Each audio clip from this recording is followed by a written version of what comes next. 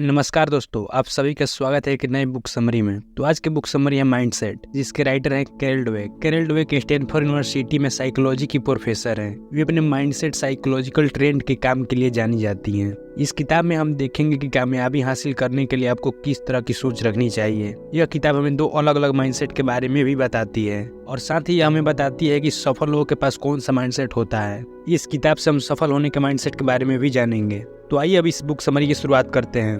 अध्याय 1, growth mindset के साथ आप आगे बढ़ सकते हैं और फिक्स माइंडसेट के साथ आप एक सीमा में कैद हो जाते हैं। शायद आप कुछ ऐसे लोगों से मिले हों जो यह मानते हैं कि सफलता हासिल करने वाले लोग अपने हुनर के साथ पैदा हुए हैं। वे ये मानते हैं कि उनके पास पैदाइशी हुनर नहीं है तो वे कभी सफलता को नहीं पा सकते हैं। ऐसे लोग अक्सर वे होते हैं जो सफल नहीं हो पाते। जब लोग सफलता हासिल ना करने पर निराश हो जाते हैं तब वे दूसरों को दोष देने लगते हैं। अगर उन्हें कोई नहीं मिलता है तो वो किस्मत या फिर भगवान को दोष देते हैं। उनके हिसाब से भगवान ने उन्हें कोई हुनर नहीं दिया है या दूसरे के मुकाबले कम हुनर दिया है। ऐसे लोग फिक्स माइंडसेट के होते हैं। दूसरी तरफ आप ऐसे भी लोगों से मिले होंगे जो यह सोचते हैं कि अगर वे चाहे तो कुछ भी कर सकते हैं। ऐसे लोगों का मानना है कि वे ज्यादा मेहनत करके अपने काम को ज्यादा वक्त देकर किसी भी मुश्किल पर जीत हासिल कर सकते हैं। ऐसे लोग जिंदगी भर कुछ न कुछ सीखते रहते हैं और एक बेहतर इंसान में बदलते रहते हैं। इस माइंडसेट को ग्रोथ माइंडसेट कहा जाता है। एक सही माइंडसेट ही हमारे भविष्य का फैसला करता है।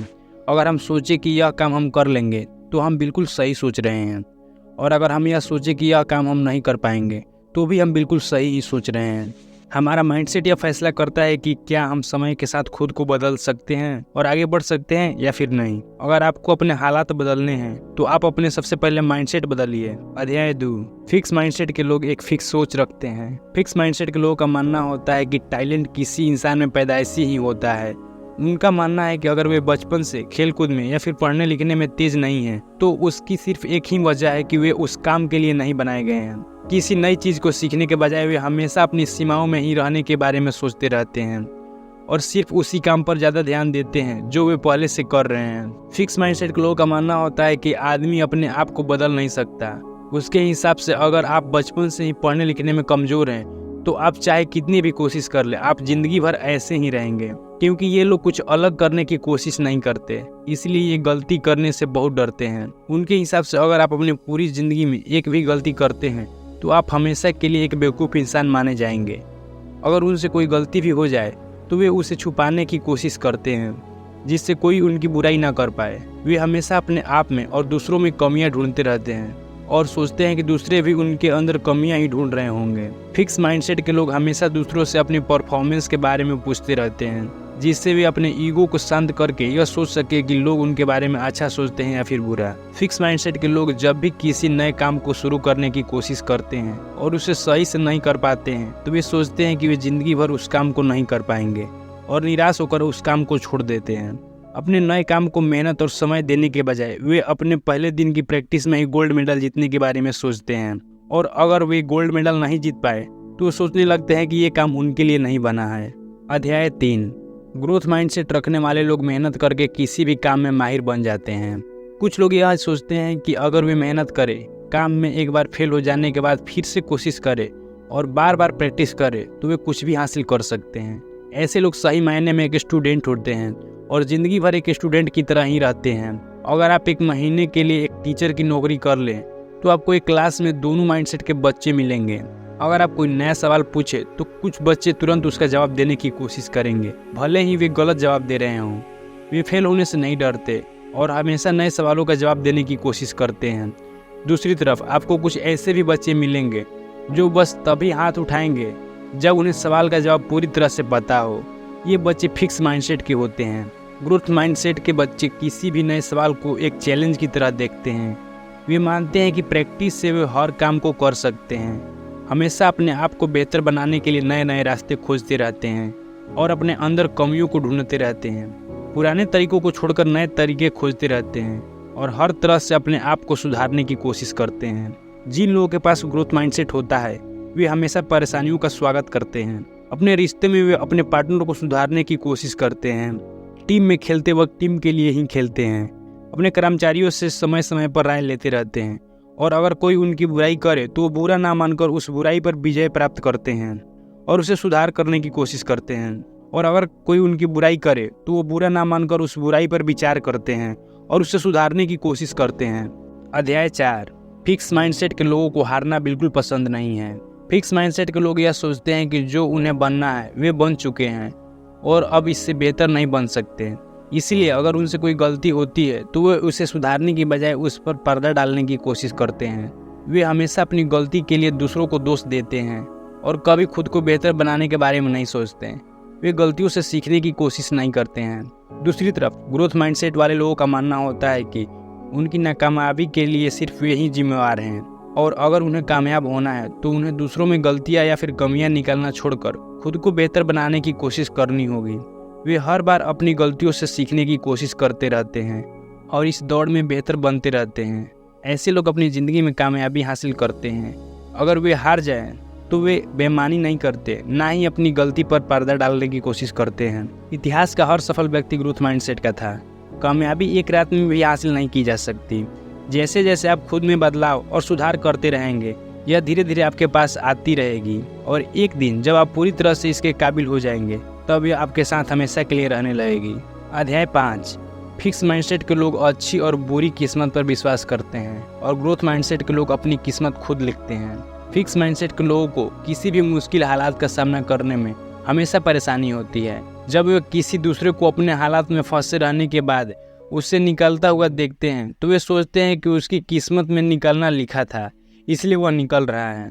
इस तरह की सोच रखने वाले लोग अच्छी किस्मत के काबिल नहीं हैं, इसीलिए उनकी किस्मत अच्छी नहीं होती। अगर वे उस मुश्किल हालात से निकलने की कोशिश करेंगे तो वे अच्छी किस्मत के काबिल बन जाएंगे और सफल भी हो जाएंगे। लेकिन अगर वे मुश्किल हालात का सामना नहीं करेंगे तो अच्छी किस्मत खुद उनसे दूर भाग जाएगी। ग्रोथ माइंडसेट के लोग अपनी किस्मत खुद लिखने की जिम्मेदारी उठाते हैं। किस्मत हमारी लकीरों में है तो लकीरें हमारे हाथों में हैं। अगर आप उसे बदलना चाहते हैं तो आपको ग्रोथ माइंडसेट को ही अपनाना होगा। अध्याय 6, पेरेंट्स और टीचर्स बच्चों के फिक्स माइंडसेट और ग्रोथ माइंडसेट के लिए काफ़ी हद तक जिम्मेवार होते हैं। ज़्यादातर पेरेंट्स अपने बच्चों को हमेशा जज करते रहते हैं।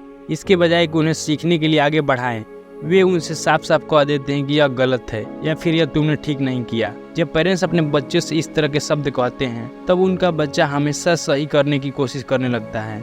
उसे लगने लगता है कि अगर वो कुछ भी गलत करता है तो उसके लिए उससे मार या फिर डांट खानी होती है। अगर बच्चे के मन में ऐसी मानसिकता बनने लगती है तो वो अपनी गलतियों को छुपाने या फिर गलती करने से दूर भागता है। वो हमेशा लोगों में अपनी इमेज बनाने लगता है और कोई नया काम सिर्फ इसलिए नहीं करता क्योंकि उसे पता होता है कि उससे गलती होगी ही, जिसके लिए उसे डांट भी खानी पड़ेगी। पेरेंट्स के अलावा बच्चे के टीचर भी उसका माइंडसेट बनाने के लिए काफ़ी हद तक जिम्मेवार होते हैं। जब वे बच्चों को सिखाने के लिए या फिर कुछ अलग करने के लिए बढ़ावा देते हैं तब उनके बच्चे यह सोचते हैं कि गलतियों से ही हम कुछ नया सीख सकते हैं और बार बार कोशिश करके हम उन्हें कम कर सकते हैं। लेकिन जब टीचर अपने बच्चों को बेवकूफ़ कहने लगे या फिर कमज़ोर बच्चों की तुलना तेज बच्चों से करने लगे तो कमज़ोर बच्चों के अंदर यह मानसिकता बनने लगती है कि जिन लोगों के पास पैदाइशी हुनर है बस वही सफल हो सकते हैं। वे इस बात को मानने लगते हैं कि वे चाहे कितनी भी कोशिश कर ले वे कभी बेहतर नहीं बन पाएंगे। इससे उनके अंदर फिक्स माइंडसेट बनने लगता है। अगर आप एक पेरेंट्स या फिर एक टीचर हैं तो ये बातें आपके बच्चे के भविष्य के लिए काफ़ी ज़रूरी है। अध्याय 7, कामयाबी हासिल करने के लिए ग्रोथ माइंडसेट का होना बहुत ज़रूरी है। अब आपके दिमाग में शायद यह सवाल उठ रहा होगा कि क्या हम फिक्स माइंडसेट से छुटकारा पा सकते हैं? अगर हाँ तो कैसे? अच्छी बात यह है कि हाँ, आप फिक्स माइंडसेट से छुटकारा पाकर कामयाबी हासिल कर सकते हैं। आइए देखते हैं कैसे। सबसे पहले आप किसी भी चीज़ को अच्छा या फिर बुरा मत समझिए। अगर आपसे कोई गलती हो जाए तो आप अपने बारे में या गलती करने के बारे में बुरा मत सोचिए। आप सोचिए कि गलतियां हो जाती है और उससे सुधारा भी जा सकता है। आप अपनी गलतियों को अपनी बेवकूफ़ी की निशानी न समझकर उन्हें सीखने का एक नज़रिया समझिए। फिक्स माइंडसेट को छोड़ना इतना आसान नहीं होता क्योंकि आपको गलती करने से डर लगता है और आप यह सोचते हैं कि लोग इसके लिए आपको बेवकूफ़ समझेंगे, आपकी बुराई करेंगे, इसलिए आप कुछ नया करने की कोशिश भी नहीं करते हैं। इससे छुटकारा पाने के लिए आपको सबसे पहले लोगों को अनदेखा करना सीखना होगा। आपको यह सोचना होगा कि लोगों के कुछ भी कहने से आपको कोई फ़र्क नहीं पड़ना चाहिए क्योंकि आपकी ज़िंदगी लोगों की मेहरबानी की वजह से नहीं चल रही है। आपको अपने अंदर से लोग क्या कहेंगे वाली सोच को निकालना होगा। फिक्स माइंडसेट को पूरी तरह से छोड़ने की कोशिश मत कीजिए। कोई भी पूरी तरह से परफेक्ट नहीं होता। आप बस एक एक करके अपने अंदर की कमियों को पहचान कर उससे निपटने की कोशिश कीजिए। ग्रोथ माइंडसेट के साथ आप कोई भी काम कर सकते हैं। यह आपके अंदर छुपी हुई वो ताकत है जिसके बारे में आप नहीं जानते। आपको बस इस ताकत को अपने अंदर से बाहर निकालना होगा और इस पर काम करना होगा। कामयाबी हासिल करने के लिए ग्रोथ माइंडसेट का होना बहुत जरूरी है। फिक्स माइंडसेट हमें गलतियां करने से रोकता है, जिससे हम कोई भी नया काम नहीं करते और जहां हैं वहीं पर हमेशा के लिए रह जाते हैं। इस माइंडसेट के साथ हम हमेशा अपने आप को बेहतर साबित करने की कोशिश करते हैं और अपनी कमियों पर ध्यान नहीं देते। कामयाबी हासिल करने के लिए हमें इसे छुटकारा पाना होगा। तो दोस्तों, आज की बुक समरी यहीं पर समाप्त होती है। जल्दी मिलते हैं किसी नई बुक समरी के साथ। तब तक के लिए जय हिंद।